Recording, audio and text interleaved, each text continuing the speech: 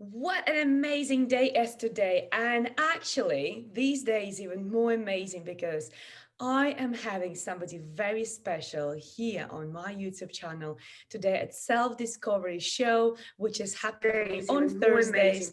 And I must say that this person whom you're just about to meet will absolutely blow your mind. Are you ready to meet the amazing, the phenomenal, the very inspirational Louise Burchall? Hello, darling. Hey Olga, how are you? I am Thank you very for well. I'm very well. You look absolutely stunning. I love what you're wearing today.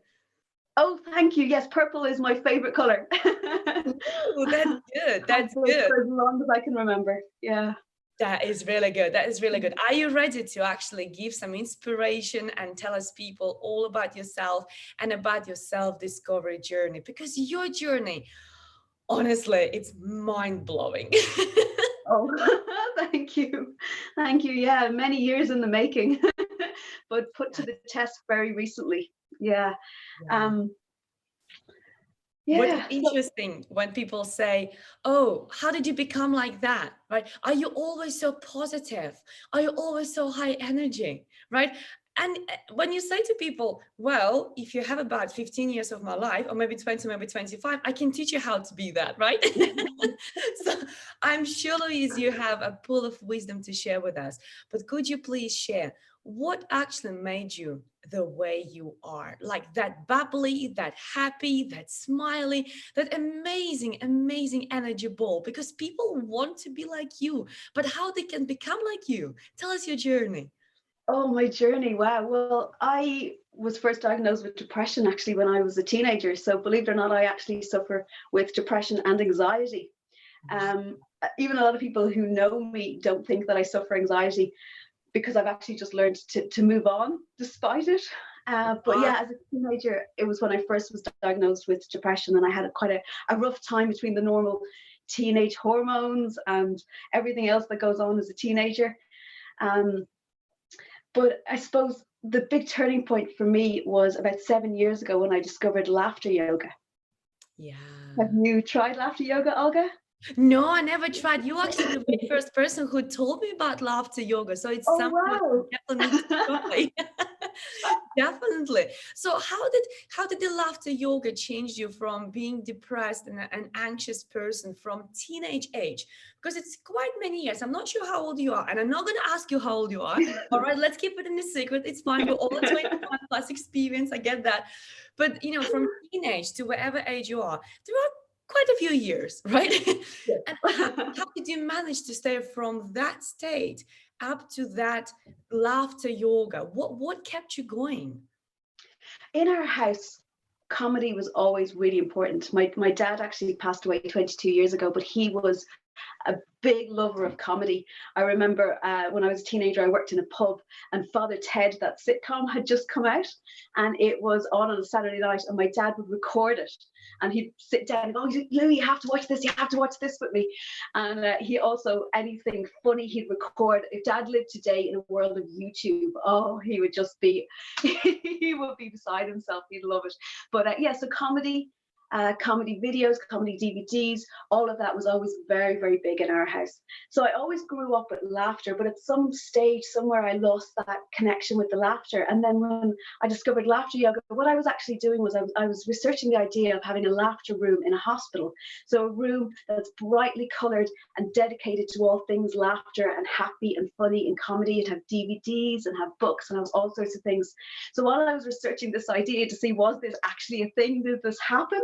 I came across obviously Patch Adams and different clowns, therapeutic clowns that go into hospitals, and I loved all these ideas. And then laughter yoga popped up, and I was like, what is that? So Googled it, found out a little bit of information about it, found out there was a course 2 weeks time just up the road from where I live. So I just signed up, not really knowing at the time what it was. I Oh, just had that connection. It was just right up my street.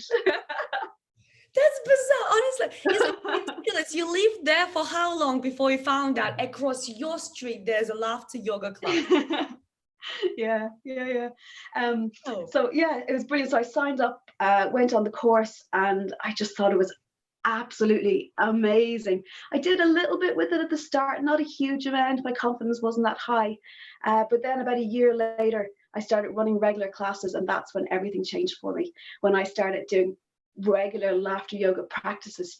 Will I tell you a little bit about laughter yoga? Yes, please, of course, because I don't know anything about. I mean, when I feel a bit nah, like nah, not that usual high energy Olga, but a bit of nah. But I usually go to YouTube and I watch some funny videos like Michael McIntyre or some other comedians just to laugh. So in my eyes right now, this what laughter yoga is. You just probably sit and watch some videos and you laugh. But I'm sure that's completely wrong vision. Just tell me, what is laughter yoga? In laughter yoga, we don't rely on comedy, jokes, or humor. It's just laughter for the sake of laughter. So it was invented by an Indian doctor called Madan Kataria, and we're celebrating 25 years this year. So he grew up in a little village in India, and in his village, people laughed all the time. And then when he grew up, he moved to Mumbai to become a doctor. And he realized that people in the big city just didn't laugh as much. And in fact, when his mother came to visit him, she actually said to him, Madan, what has happened to you? You've lost your laugh. So this stuck with him. He went on, became a cardiologist. He was very successful, but the whole idea of laughter stayed with him. So he did loads of research into how great laughter is for your body and for your mind. And he started off with a club, a laughter club in a park in Mumbai. There was himself, his wife, and about 5 other people, and they were telling jokes. So as you're saying about watching the comedy videos, they were telling jokes. But after a few weeks, it wasn't really working. The jokes were getting a bit ruder and cruder, and comedy is very subjective. So he figured there must be a better way to do it. So he invented laughter yoga. So basically what we do is we start off with some breathing and some stretching exercises. So that gets oxygen into the body and into the brain. So that's the yoga part. So we from yoga. And then the next step is we move on to some clapping. Oh. So, but yeah, we clap like this with the palms together, which activates the acupuncture points in your hands.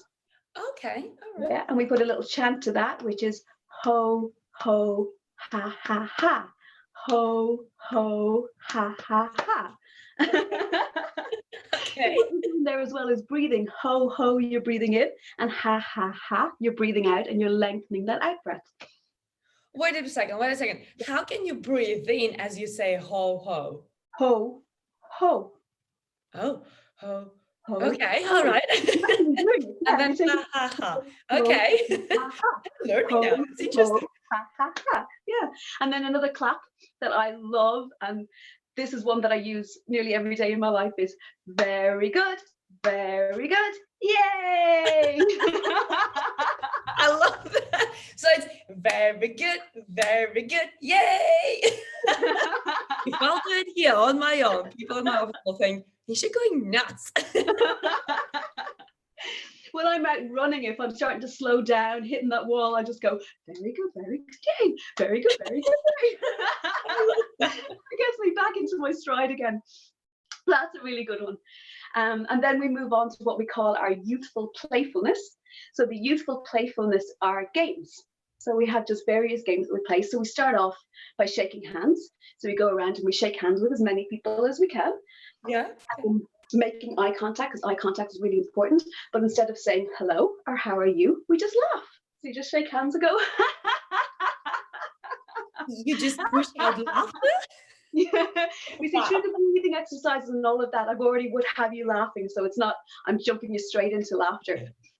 Like one of the breathing exercises at the start that we do, for example, is take a deep breath in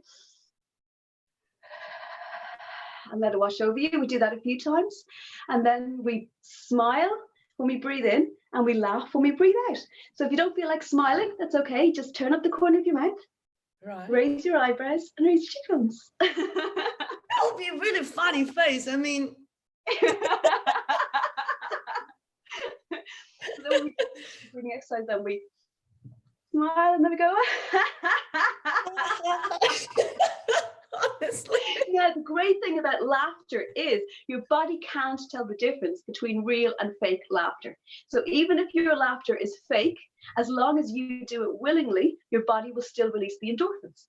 So all the breathing exercises and things we do at the start, we're tricking our body into releasing those endorphins so we feel really good. Love that. And then, Love that. yeah, it's amazing, isn't it? Yeah, fake it till you make it. I can also see the correlation between coaching when actually we tell ourselves a new story about, for example, money is a bad thing and no, money is a good thing, right? To actually this, when you laugh and you fake your laughter, actually your subconscious doesn't know, because the same happens in coaching. That's really powerful, Yeah, because there's yeah. just subconscious knows nothing about what is real, what is not. Wow. Okay. I love And it more and more. it's brilliant. And it's the same with the fake smile. Even just doing that, you're releasing different chemicals in your body. Yeah.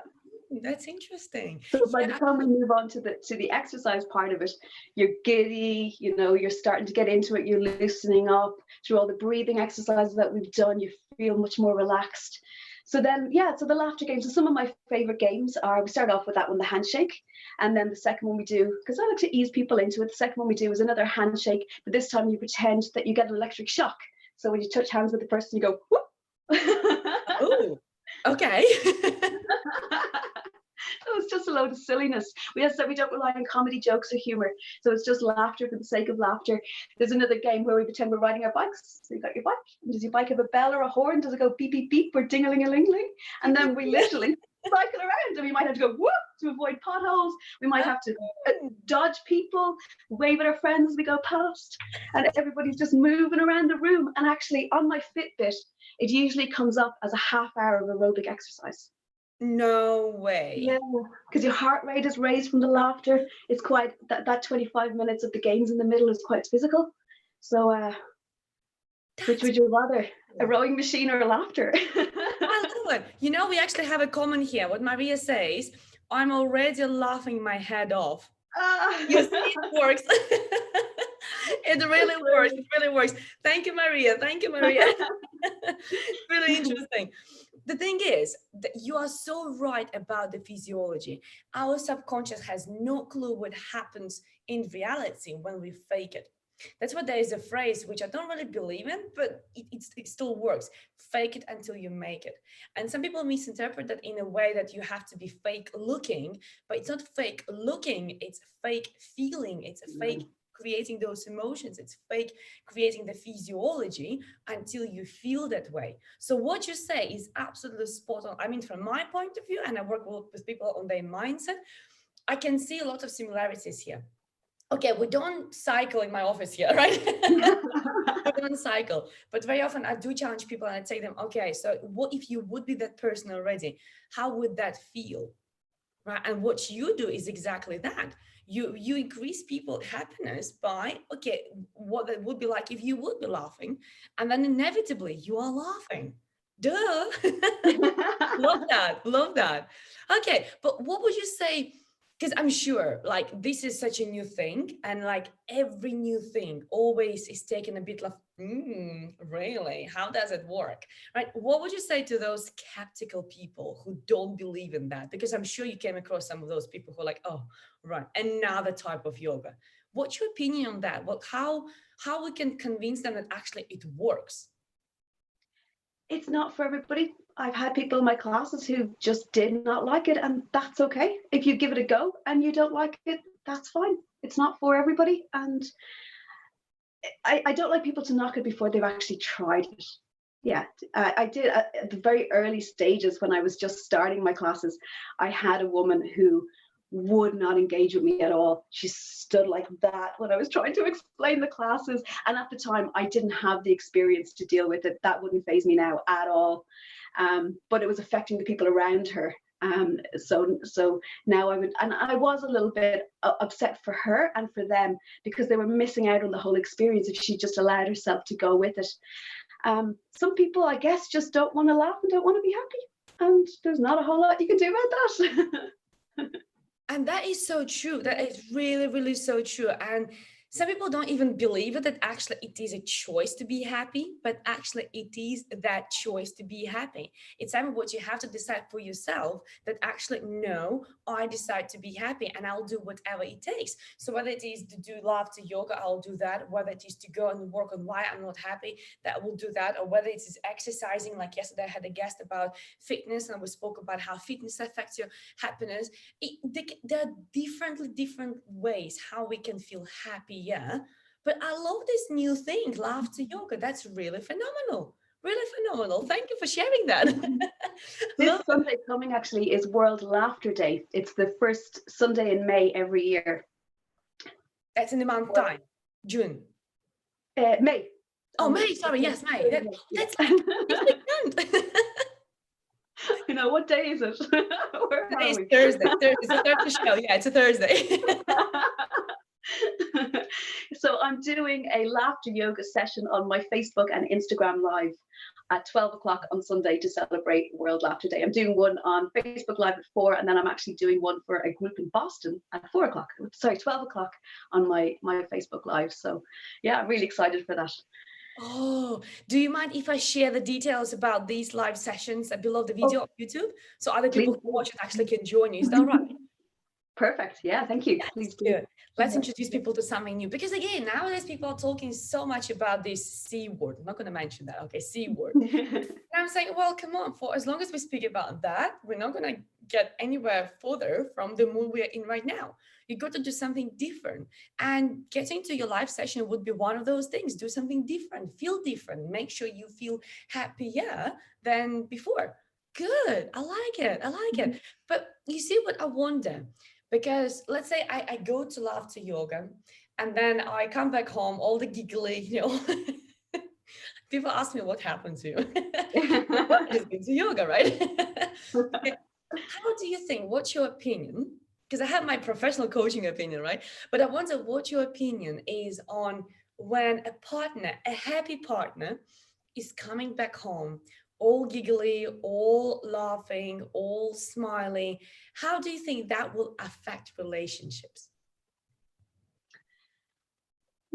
Well, at the end of the session, we do a meditation. So I do bring you back down. So the whole idea of laughter yoga is we bring you up and then we bring you back down again.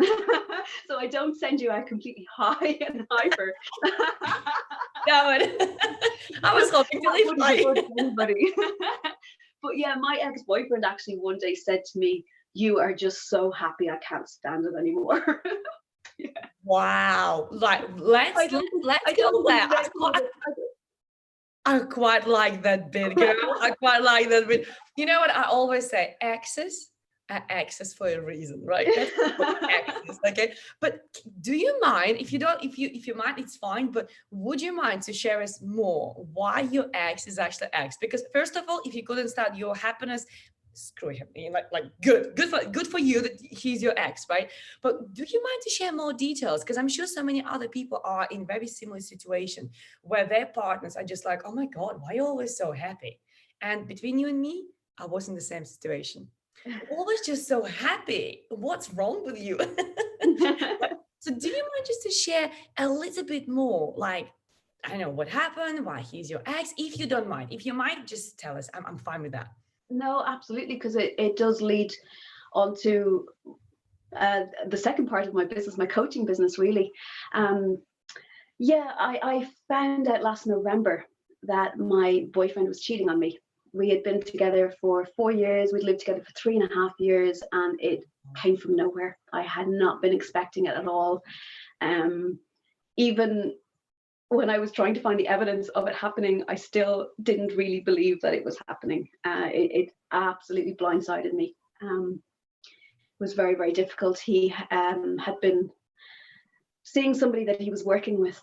He's a creative person, and so is she, and they've been working in a studio together for quite a few months. I don't really know how long it was going on, but he told me one weekend that he was going to his mother's house for the weekend to mind her dogs while she was away. And I never doubted him, never had any reason to doubt him. But when he came back on the Sunday, just a few things just didn't add up for me. So I quite sneakily asked him if I could borrow his laptop, and I checked his Google Maps account and found out that he hadn't been where he said he'd been all weekend.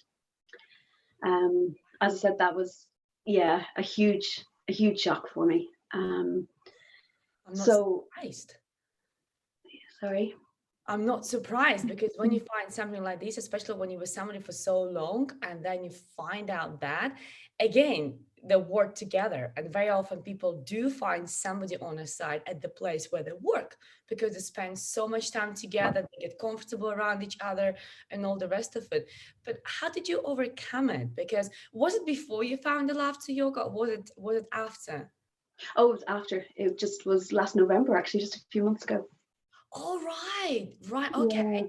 And how did you overcome it? Because it's something what is really painful. I mean, I've been there myself before, and the feeling you have, you can't even describe it. It's like somebody is stabbing knife in your chest, right? It's really Yeah. painful. How did you overcome it? Honestly, if this had happened a year beforehand, I wouldn't have coped with it at all. I honestly wouldn't have. But in that year that I'm talking about, I qualified as a coach. I left my job that I'd been in for 11 years, working as an office manager, which I stayed there far too long. It wasn't good for my mental health to be there as long as I did. So in that time between leaving that job, qualifying as a coach, and then the breakup happening, I had done so much work on myself. I was so in touch with my values. I was so in touch with who I am as a person. I'd also, in that time, been to Boston for a week-long laughter yoga training course where I'm now a laughter yoga teacher. So that was incredible for me as well, for my confidence and for building me up. If I hadn't had all of those supports, and when I say supports, I mean supporting myself, because obviously when you're dealing with a breakup, there's so many thoughts that go on in your head. You think, was this my fault? Did I do something? Could I have been a better girlfriend? Could I? And whenever those thoughts came into my head, I was able to stop them. And I was able to say, no, okay, what evidence is there to support that? Where is that coming from? Why are you thinking that? And that was really important for me because that was able to slow down the thoughts in my head and stop me from spiraling.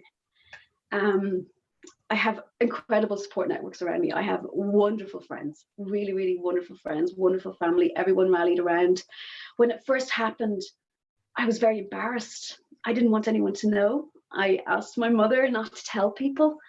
I took on blame and I took on shame from it. And then through obviously working it out in my own head by kind of looking at the evidence and working it out, I was like, well, this isn't on me. This is on him. If he wanted to be with her, he should have told me that he wanted to be with her. He should have finished with me and went off with her if that's what he wanted to do. So it's on him, it's not on me. But because I was able to rationalize all of that in my head, because I had the skills to do it, that actually helped me get over it an awful lot quicker than I thought I would. So that's 5 months ago. And then in the last couple of weeks, there's been a few things that have happened that have, let's say, put me to the test. Tell us more. It's making you walk the walk, not just talk the talk.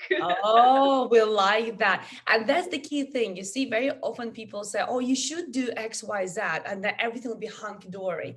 And you look at them and you know they don't do it. But actually, it is about walking that talk, what you're talking about. Wow, tell us more. Well, the day that I found out he was cheating, I rang him at work and I asked him to come home, and he did. And that day, honestly, I don't know where I got the strength from, but I never got angry with him. I never raised my voice to him. I was obviously very upset, but I remained really calm. I didn't ask him how long it was going on or why he'd done it, because that just wasn't important to me. And at that stage, I didn't think I could actually believe anything that he told me. So I didn't want to have too much information in my head that was going to go round and round and create even more questions for me. Wow. He obviously used the whole line of how it wasn't his fault and how she had pursued him. But yeah. Really? I was like, no. You, every time you left this house and lied to me about where you were going, you made a choice. Every time you came home and lied about where you've been, you made a choice. Don't put this on her. It's nothing to do with her. So good girl. Good girl. Exactly. It's a choice. It's a choice you make. Anybody can chase you. Anybody can pursue you. Anybody can email you, text you, send you pictures, whatever. Like I receive sometimes even, oh, you will not believe it, marriage proposals on LinkedIn. It's like, come on, it's professional network, right? Oh, Olga, I love you. And it's like, bit creepy, right? But it's my choice what to do about that. Like, sorry, I'm married, right? So it's a choice. It's a choice we make. So when he was saying, oh, it's not my fault. No, that is called snowflake. Sorry about that. That's not a man. It did make the breakup a bit easier, to be honest. Yeah, because I was looking at him thinking, I don't know who you are, because the man that I was in love with wouldn't do these things, you know. So yeah, so that day I asked him to leave. He did. He packed his bag and he left, and I heard nothing from him for 4 months. 4 months, nothing. No apology? No apology. I got a little apology that day. He said he was sorry for hurting me and that he really did love me. Thanks. Probably the best I'm ever going to get. It's like, okay, it's really awkward when somebody in this situation says, I'm sorry. It's like, okay, what do you want? Too late for sorries. But anyway, I suppose I did get something. But yeah, 4 months, he literally drove out of here and I didn't know where he was gone, didn't know where he was living, nothing, absolutely nothing. I don't know if that made it harder or easier to move on. It was certainly very strange. Yeah, so about 3 weeks ago, I got a text message from him completely out of the blue, telling me that he had ordered a part for his car. And even though he'd entered a different address, it was somehow getting shipped to my home. And would I mind letting him know when it arrived? Or can you let me know when it arrives? That's how it was phrased. And I'll come pick it up or send someone, whichever. Really blasé. Yeah. No, how are you? Or I'm so sorry to do this to you, but I have a favor to ask you. Would you mind? Nothing. Just can you let me know when it arrives? So yeah. So I just thought, no, I don't want anything to do with this. So I put a note on the door, just letting couriers know that I wasn't accepting any packages addressed to him. And I thought I was being really clever, and I thought no more of it. And then about a week later, my daughter called me and said that there was a package on the doorstep. So I said, okay, went down, and it was his package. I was raging. I thought, oh, the courier not seeing my note, you know, what was going on? But it actually wasn't in his name. It was in her name. The woman that he cheated on me with. The package that came to my home was in her name. Hang on a second. Do they live in a camper van? I mean, don't they have a dress? Are they homeless? Why your address? This was the part that he'd said he'd entered a different address. I don't know why it was in her name if it was a part for his car. Anyway, look, that doesn't matter. Yeah, exactly. Yeah. We can tie ourselves up in knots with all these things. So yeah, that's the first time that I sort of did get a little bit angry. I just thought, no, this is not happening. So obviously you do what you do, you get onto your friends. He's such me. And it's lovely to be able to laugh about it. Wow. Yeah, no, that really hurt. That really hurt. It was my first sort of confirmation that they were still together as well. Yes. Yeah, exactly. So my friends came up with all sorts of creative solutions. You know, one friend said I should burn it and send him the ashes, and someone else said that I should send him a video of me like smashing it to bits. That's why we have friends. Yeah, and they were tempting. All those things were so tempting. They were so tempting. It was tempting just to throw it in the bin as well. But the thing is, I have to live with whatever I do. You know, whatever I do determines my karma. I have to live with it in my conscience. So I just rang the courier company and I asked them to come back and pick it up. So, you know, a few days later, they probably contacted him and he did get his package, or she did get her package, whichever. So yeah, I know a lot of people think that I was a right idiot for doing that, but I had to do whatever I could live with, and that's what I could live with, you know, because my values are around compassion and integrity and love. And even though he hadn't treated me like that, I still owed myself to treat him like that. I love that. You know what? And it just tells how much bigger person you are. It just says it all. You know what? You're a much bigger person. You're somebody who is very, very wise and much smarter than him, definitely. 100%. But I have a really amazing comment here from Maria. She says, amazing, Lo. Oh, this is so nice. Yeah, Maria is admiring you. Maria is admiring you, your strength and the way you are. This is beautiful. Thank you, Maria. Really appreciate your comment. Thank you so much. That's very nice of you. But you really, really, you really touched my heart, Louise. Yeah, and I'm sure so many listeners or viewers who will be watching this video, they'll be saying the same thing. It is heartbreaking to be in a situation like that, but it just shows how much strength you have within yourself. And I strongly believe whatever happens to you, it's a gift. It's a real gift which makes you who you are. And more to add to that is it's almost like these things have to happen to you because these things will make you stronger for whatever you should do. It's almost like guiding you, like, okay, you have a bit of pain here, but you know what? That will help you in the future. Because now you said that you're a qualified coach and you are doing the yoga, laughter yoga as you're a trainer right now, right? Yeah. There we go. So how do you actually help your clients or people who are in your life? Because I'm sure also friends are coming to you with all sorts of breakups, as they usually do, right? How actually your experience helps you to actually use it in terms of helping others? Well, I think as a coach, your client has to be able to trust you. They have to know that you understand what they're going through. You're not just giving out advice that you learned in a textbook, or, if somebody really understands that you know where they are in life, you understand their position, and you can they'll connect with you better. You'll connect with each other. You'll have a much better working relationship. And I don't think I would, like, I qualified as a coach over a year ago, and I'm really only using the skills now because I found how I can show up authentically as myself. I know that sounds like such a cliche, but I can show up authentically as myself and help other people. Because before I had this qualification, I was thinking, I don't know how to use this. I'm not sure what to do with it. I'm not sure, exactly where I wanted to go with it. But then this experience happened, and I shocked myself with how I handled it. So that strength is there, and now I do feel like I am qualified to help other people. And as terrible as that experience was, it's helped shape me more so into who I am, and it's proven to me that I am who I think I am. I met him again actually last Saturday. Oh wow. Yeah. Okay. He's not from Naas. He doesn't, to the best of my knowledge, doesn't live in Naas. He doesn't have any friends in Naas. It's the town that I live in. It's not the town he's from.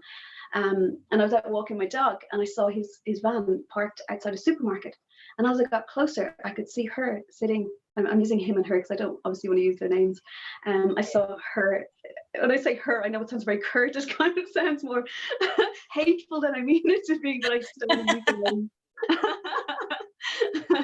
But I saw her sitting in the passenger seat, and the passenger window was open. And as I got nearer to the supermarket, he came out and he just ducked his head and walked over to the driver's door. And I just stopped and said, would you seriously not just stay out of Naas? Would you not just have enough respect for me to stay out of Naas? And he got really angry with me, Olga. I'd never seen him get angry like this before. He'd certainly never spoken to me like this before. And he went, you don't own Naas. You can't tell me not to come to Naas. This is a man like in his mid-40s. We're not talking about like a young guy here. And I said, you don't even know where I live. Or he said, no, sorry. He said to me, how do you know I don't live in Naas? Right. I said, well, do you live in Naas? and he said, you don't know where I live. And yeah. And I just walked on, and I thought to myself, like, it was really upsetting. I was shaking, obviously, because the whole encounter, with the two of them. And I was really upset because I thought, does he hate me now? Did I do something? What have I done? And again, I started to put it back on myself. Yeah. And I was like, oh, I shouldn't have said anything. I should have kept walking. And then I slept on it. I woke up the next morning, and I just thought, no, I am glad I said something. I am glad I said something. Yeah. And then I also thought about it, and I figured, I know him.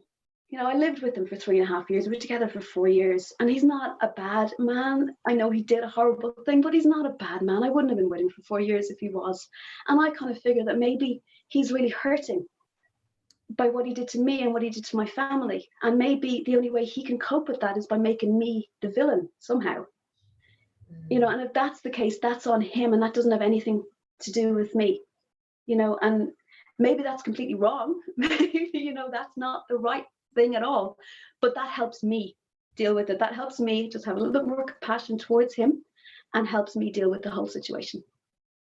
I totally agree with you. And actually, we have a really nice comment from Maria here. She says, at the end, it's the jerk that is losing. Thanks, Wasn't our Maria. comment. Wasn't our comment. Because I prefer not to swear. Just on the live video, but it's in the comment. It's in the comment, right? It's not us. But you know what? It's true. And very often we have to lose something to realize how valuable it was to us. And just like many people, they started great businesses after they were made redundant. Just like many people start beautiful relationships, whether with themselves or whether with a new partner after they were left by somebody, cheated on, or just partner died. You know, there's something always should happen in order for you to move on. Always. But what would you say? This question I love asking my clients when they, are coming from similar situation. And I love this question. What do you think you learned, as a result of your relationships? What do you think you have learned?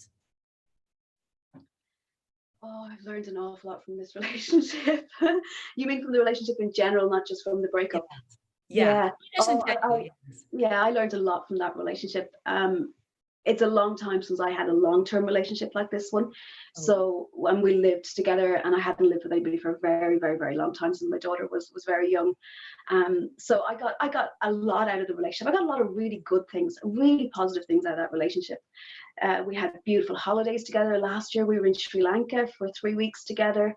For my 40th birthday, he took me to Morocco. We had this fabulous week in Morocco. So, we did a lot of really good traveling together.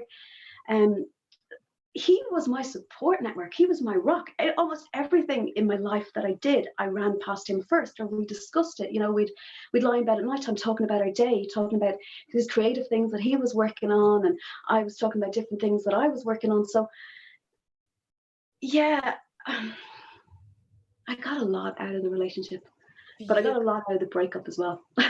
Yeah, that was my next question. Exactly. What have you learned about yourself as a result of this breakup? Because those learnings are great. And this is how actually I prefer to remember relationships. Doesn't matter what they are, business or friendships or intimate relationships. I think we always should concentrate on what was great there, right? What was actually fabulous in there. But then what have you learned actually about yourself and from the breakup, really? What are your learnings there? Okay, from the stories that I've told you, it probably sounds like I'm a really good person and I made all the right decisions. But I had a lot of very impulsive thoughts. There was a lot of things that I wanted to do. There was a lot of ways that I thought I could get revenge on them. I'm not trying to make myself out to be a sage here at all. Those thoughts all went through my head. They did, of course, and I might actually turn them into a novel or a short story. Because of course I had those thoughts. Of course I wished them ill at times. Of course I considered putting something on her Facebook page that her friends could read. I considered all sorts of things. Of course I did. I'm human and I was hurting. But the biggest thing that I got out of this was I didn't act on those impulses. I actually stopped and slowed down and considered, is that me? How does that affect me? I have to live with that. I have to live with what I did afterwards. As well, if you do something like that, something really impulsive and rational, and you don't get the result out of it that you wanted, her world doesn't implode, her friends don't disown her, and just nothing happens. People just go, that was devastating to me as well. So, it was giving myself that time and that rationality and just didn't act on impulse and calmed everything down. And I can hold my head up. With how I dealt with this breakup, I can honestly hold my head up. Wow. But you know what? You just proven, and actually the topic of our conversation today is how to be true to yourself when actually you are going through the adversity. And this is exactly what you're showing right now. You were true to yourself. Yes, you had all those thoughts, and who hasn't? You didn't, right? Right? Anyone who says they don't is a liar. Exactly. Right? So everybody's having that, right? So it's very, very, I would say even natural. It's like almost the first step what you want to do, but to calm yourself down and not to do all those nasty, even though sometimes fun, all those nasty band that went past. Yeah, exactly. But what would you say actually was helping you to stay true to yourself, to who you were during these moments? What helped you not to follow those emotions, not to follow those, revengeful thoughts of what you could do or I could do whatever. What helped you to stay grounded and true to yourself? It was knowing myself. It was knowing my values, and all of those things. Would I have been acting within my values? Was I acting with compassion? Was I acting with integrity? Was I acting with love? If I had done any of those things, I don't think it's necessarily fair to blame her for this, because goodness knows what he told her. Maybe he told her the truth, maybe he told her lies about me, maybe she did pursue him, maybe she didn't pursue him. I don't know, and I'll never know. So acting out against her would not have been compassion, love, or integrity. It wouldn't. And I actually, do you know what? I think a lot of it was probably quite selfish. I didn't want the fallout of what I did. I didn't want the karma. I didn't want that on my conscience. So yeah, I actually think probably quite selfish. Well, but is it healthy selfish or is it selfish? I think in this situation, it was a healthy selfish. When actually you decide to step away and not to do all these revengeful actions and behavior because you don't want that to come back to you. So you should take care of yourself. But by taking care of yourself, you actually took care of them as well. Yeah. Simple as that. Beautiful, beautiful. So what would you say to people who actually are in a very similar situation? Because what you said there, you know what, it's beautiful. And girl, I completely admire you for that. Knowing yourself is so important. But we have these big slogans about know who you are and be the way you are, be yourself. But then how people can know who they are, right? That's a big question. I mean, yes, I work with clients on that, but general public who are out there watching this video, listening to this, how can they learn about who they are? What did you do to learn about yourself? It was through coaching, really. It was when I got my coaching qualification. This was all the process that we go through becoming coaches, because you can't coach someone if you don't know what you're bringing. It's knowing your values, knowing what you can live with, what you can't live with, what you stand for. It's all of those things. It's so important, and knowing what your purpose is.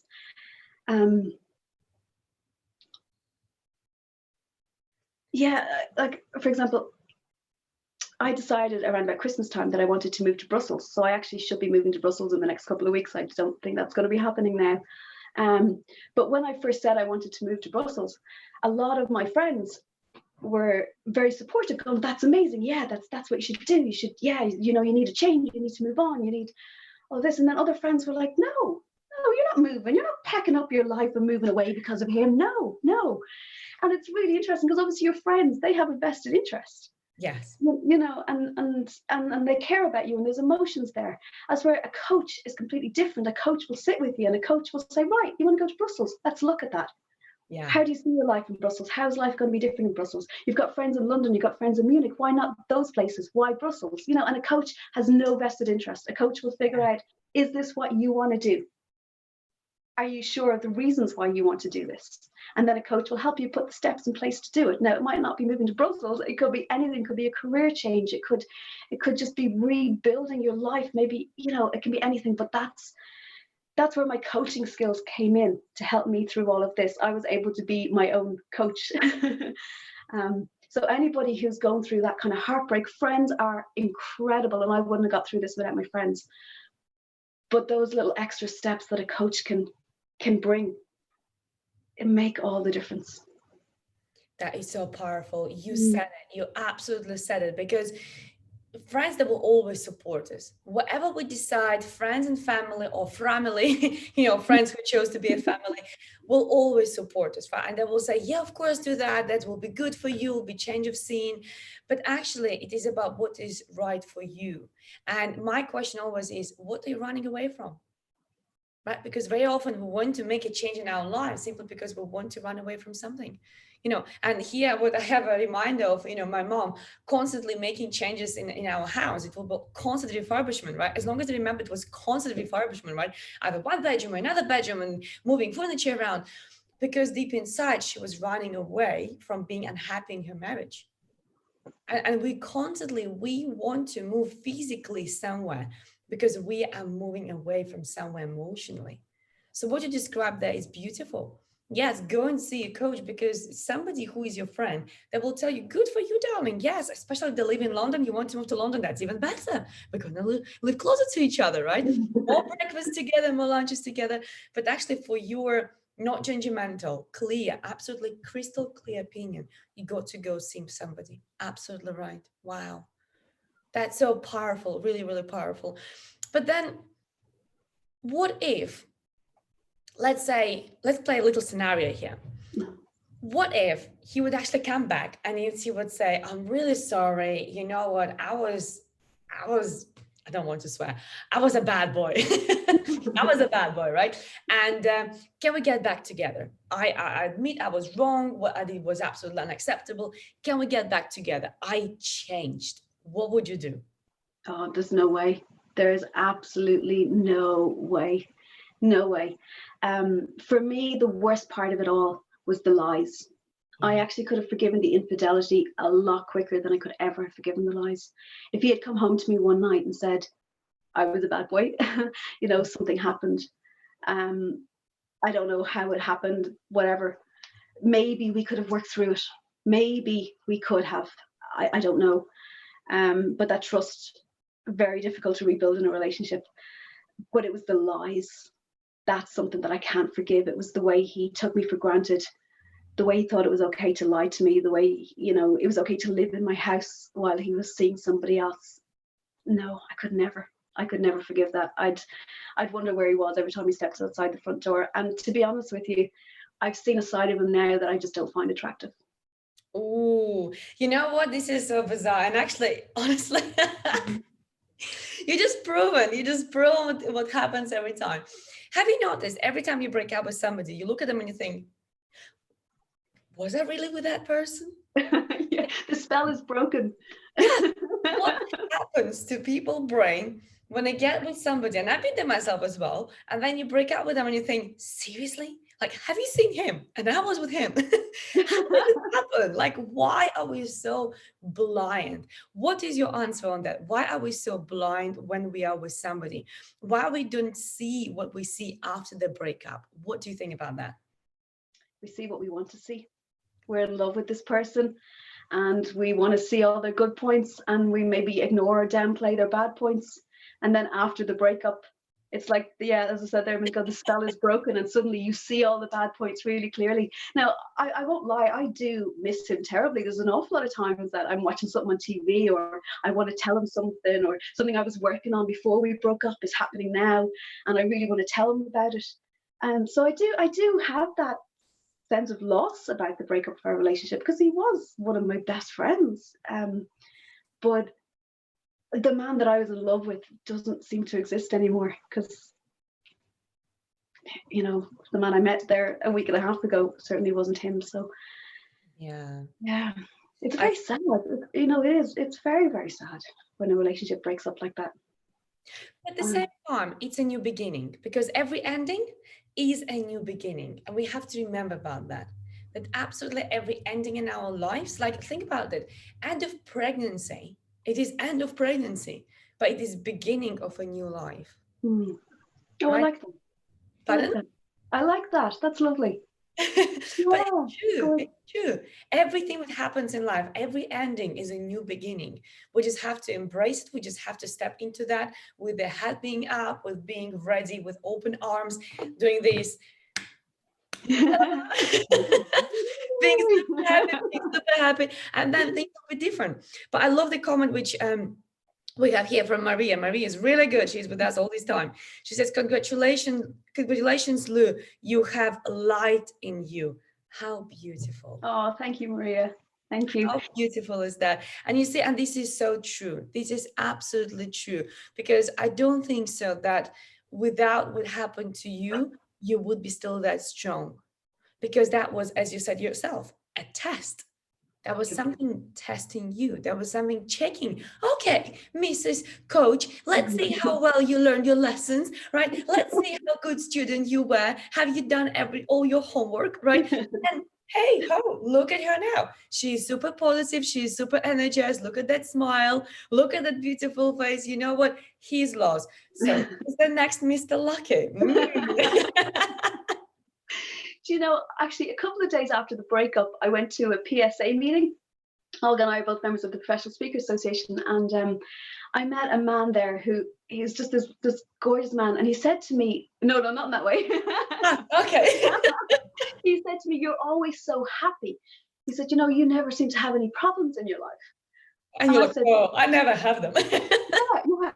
And I said, "Oh, well, actually, 5 days ago, I found out that my boyfriend of 4 years was cheating on me, and I'm absolutely heartbroken." And he just looked at me, and he was like, "Oh," and I said, "Yeah." And he we were interrupted by somebody else actually came over to speak to us, and I could tell he still wanted to talk to me, so I stayed around. And when the other person left, he said, "I know this is really hard right now." He said, "But the universe has something better for you, and the universe did this to make sure that he never comes back into your life again." And I clung on to those words. I loved them, absolutely loved them. The universe is making sure that he never comes back into your life. So it had to do the worst thing possible to get him out. Yeah. Absolutely. And this is so true, because how many do we know those situations where woman or man, it doesn't matter who, because nowadays domestic violence is actually relationship facing man and woman. So it doesn't matter who, but how many situations we know of people being in domestically violent relationships, and then they leave eventually, but they left not because, something big happened. No, they leave because something small happened, but that was enough. Yeah. And that enough because everything was building up, and then something drastic happens, or not even a big thing, but the build up you have, this massive pain you have, makes you think, I'll never go back. I'll never go back because that was really, really bad. And yes, people change. And I transformed so many people here as well, and they went from being super angry people to super positive, or from being violent to not being violent. So people do change, and I know it because I witnessed that, right? And you change yourself as well, right? But it's really hard to accept somebody who was like that to you before, and now to believe and accept that actually they did change 100%, isn't it? Once the trust is broken, it's very, very difficult to get it back. Yeah, it's true. It's true. Yeah. I like Japanese philosophy, because what they do, like what we do with broken glasses or broken plates, we just throw them away because, well, it's chipped, right? It's broken. What they do, they glue things together. They glue all the bits of the broken dishes together with the glue which has gold in it. And that becomes piece of art. I've seen those photographs and I love them. Absolutely Yeah. love them. Yeah. Yeah. And you see Amazing. here what I believe in, because I work a lot with couples, and what I believe in that, and you're so right, Louis, yes, trust is broken and you can't rebuild it. But couples, if two people really would love to work towards something, they can. Yeah. But it takes two people to be willing.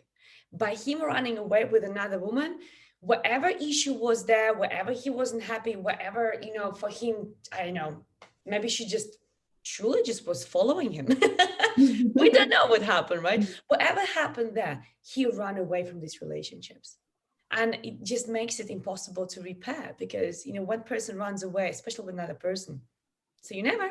Thank you for being there. I don't think he ran to her necessarily. I think he just didn't want to be on his own. And that could be very true. That Yeah. could be very true, exactly. Because how do people deal with being by themselves? Because they have to meet what we just discussed earlier, the true themselves. And how often people are willing to meet the true themselves, their thoughts, their opinions, their actions, their behaviors, not affected by somebody else, because it's easy to say, oh, you never buy me flowers, you don't make me happy. Hang on a second, am I happy when I wake up? Like when I'm awake, when I'm just woke up in this world and I'm like, yay, that's another day to live in this world. Am I happy? And people don't want to face it. And that's why they just go into relationships straight away, because they're too scared to be on their own. They don't want it. Yeah, and their relationship has started on that basis, on the basis of lies. She knows what a liar he is because he lied to me. She knows, they both accepted that cheating is okay because their relationship started that way. So yeah, let them on. More power to them. Hope they're happy. I would love to speak to her now, because you know what I would ask her? I would ask her, when do you think you'll be next? Yeah. Because when somebody leaves you for another person, it's a matter of a time. When do you think you're going to be next? That's it. That'll be the only one question. I wouldn't even care what your name is. I would just ask her, when do you think you'll be next? Right? Because if you're accepting somebody breaking up long-term relationships and not having their own time by themselves and leaving this relationship for another person, because surely they were not together for an hour when this all happened, right? Surely they were meeting before and doing whatever. So it just shows a lot about the personality, shows really a lot about the personality. And I don't believe she didn't know about it either. Right? Oh, she knew about me. We're Facebook friends. Yeah. Oh. We hadn't met, but we were Facebook friends. She absolutely knew about me. Yeah. Oh. Do you have another hour? That's amazing. Yeah. Wow. So what actually did you what did you learn about yourself when you realized, oh, we were actually friends with her, and my boyfriend now is a boyfriend of my friend of Facebook? What did you learn then? Like, it's such an interesting thing to learn. Yeah. Oh, look, I don't care. I'm not allowing my head to get bogged down with things that I either don't know the answer to, or the answers aren't going to change my happiness or change my life. There's a wonderful guy that I love. He wrote the book Solve for Happy. His name is Mo Gaudat, and he is amazing, absolutely amazing. He was an engineer with Google, and he decided to reverse engineer happiness and come up with an equation for happiness. But he trains his brain in such a way that if his brain comes up with an idea or a thought that's not useful or helpful, he just says to his brain, why did you tell me that? What can I do with this information? And he's like, yeah, bring me something useful. So his son actually died, routine operation, human error by the surgeon, and his son died. His son was in his early 20s. And he obviously had a huge amount to deal with in that. And one day he said he was just out for a walk and his brain just popped up with, well, you could have taken him to another hospital. They were in Egypt at the time, where Mo was from. He said, you could have flown him to Dubai for his operation. And he just said to his brain, how is that useful? How is that useful to me right now? Can I invent him a time machine and go back in time? That is not useful to me. And when I heard that, it was kind of a bit groundbreaking for me, because why get bogged down with things that aren't useful? She knew about me. Of course she knew about me. We spoke on Facebook quite a few times, but having any of those thoughts or trying to work out any of those things is just going to send me crazy, because I'll never know the answers to them. So let them go. It's not useful. I really love that. I really, really love it. And also we have it now in the comments, because I put it below. Yes, exactly. Whenever your brain is bringing you something, just ask your brain, excuse me, how is it useful now? It's too late. Thank you very much for that. But you see, we have more comments here.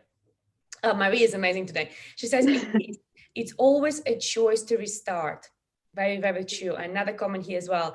Everybody has a role in our life for some reason. This is so true. Thank you, Maria. Thank you, Maria, for watching us, and thank you, Maria, for commenting as well. It's really beautiful to have you with us. But Louise, would you mind to share, let's say, few tips with our listeners, with our participants who are actually right now with us, what they can do to actually overcome whatever adversity they're facing right now, how they can stay true to themselves, and what they can do to overcome the adversity?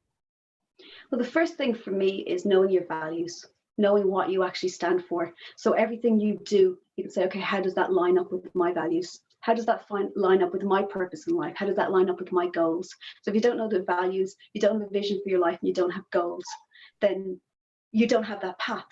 You don't have the benchmark. So that's the first thing. The second thing for me is gratitude.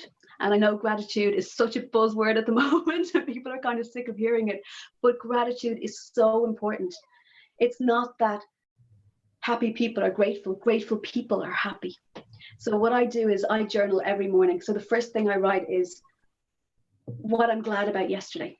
So it might be something that I did in work, or maybe something that I didn't do, but something that I did instead. Like the other day, I didn't do any work at all. Instead, I went shopping with my daughter. We went down to Tesco. It's the only place open in our town, big Tesco, and we went there. Hey, we got shopping today. Wow, Tesco. And then I came home and I hung photographs for my mum. I got all these photographs printed and I hung them up and made her sitting room really nice. So I didn't do any work that day, but I was really happy with myself because I had spent time as a mother. I had spent time as a good daughter. So, knowing, sorry, my journal, that's the first thing that I do. Something that I'm really happy about that happened yesterday. Something that I'm excited about for today. So you start your day on a positive note. And then one thing that I can do today towards my goals. So they could be work goals, they could be fitness goals, but one thing that I can do today towards my goals, and then 3 things that I'm grateful for. Love that. Really love that. Only in about the last month I've started journaling like that, but I love it. And the first thing I do in the morning, I either sit up in my bed and I do it, or we've had gorgeous sunny weather here, so I go out into the garden with a green tea and just sit on my sun lounger and do it. And it's really, really nice because you have to appreciate the things that you have in your life. Yeah. Well, I'm not sure about your weather up there, but actually here it's very, very raining. But that's because Ireland and England are so different places. You're in Ireland right now. I'm in Ireland. It's raining today. Actually, it's horrible today, but it has been really nice. Well, when I say really nice, it's like maybe 13, 14 degrees, but I'm getting the sun in my garden. So, I see. Yeah. So because it's nice. It's just both your gardens. Like, we're going to have sunshine here for Louise. I love that. Keep moving the sun around. Yeah. Love that. Well, you know what? I'm so grateful for these tips because they so speak to my heart as well. And I'm so with you on this one. I also journal myself. So I'm completely aware of the power of the gratitude, power of journaling. But please, somebody who is not journaling, not sharing gratitude, please start doing that because 2 people cannot be wrong, right? I mean, both do it. And 4 things. Something good that happened yesterday, something I'm excited for today, 1 thing I can do today towards my goals, and 3 things I'm grateful for. That's it. 4 questions. There we go. That will definitely transform their lives because it will take the focus from, it's raining again today, to, okay, what can I do today towards my goal? What I'm grateful for what happened yesterday. Yeah, I love that. Very, very powerful. Well, Louise, you know what? I could talk to you for hours and I knew it's going to happen. Honestly, I knew it's going to happen. I was like, well, how long it will last? Probably about 45 minutes. No, we are here more than an hour. And I could talk to you for days and days and days. And I would love to have you back on the show again. But could you please tell people where they can find you? And I will make sure I'll put the information about you in the comments below so actually they can connect with you. But could you please share whatever you want to share with them, maybe about your live session, which you want to share them? Yeah, so on Sunday, I'm going to have a laughter yoga session at 12 o'clock Irish UK time. And that will be on Facebook Live and Instagram Live. And my Facebook and Instagram pages are both laughter.ie. And then I also have my coaching page on Facebook, which is Louise Burchall.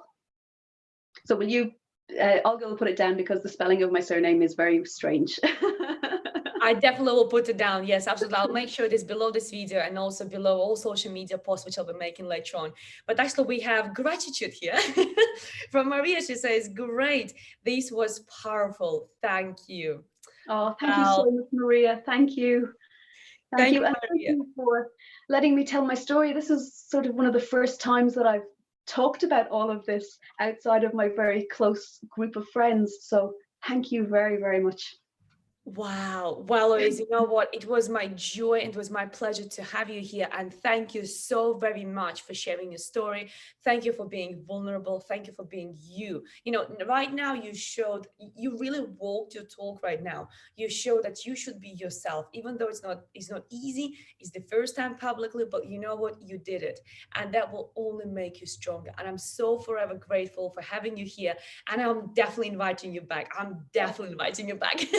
Anytime, Olga, anytime. Thank you so much. Thank you. You have a great day where you are.